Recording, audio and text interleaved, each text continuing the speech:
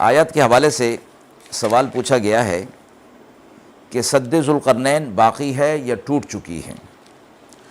قرآن و سنت میں ایسی کوئی دلیل واضح اور قطعی نہیں ہے جس سے یہ ثابت ہو کہ سد ذوالقرنین قیامت تک باقی رہے گی یا یاجوج ماجوج کے ابتدائی اور معمولی حملے قیامت سے پہلے اس طرف انسانوں پر نہیں ہو سکیں گے۔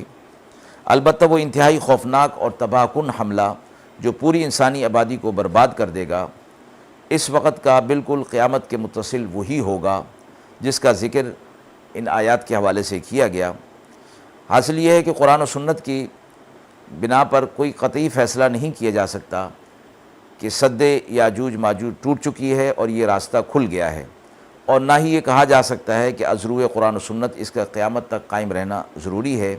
احتمالات دونوں ہی ہیں، اس کو اللہ کے علم کے حوالے کر دینا چاہیے۔ وآخر دعوانا ان الحمد للہ رب العالمین۔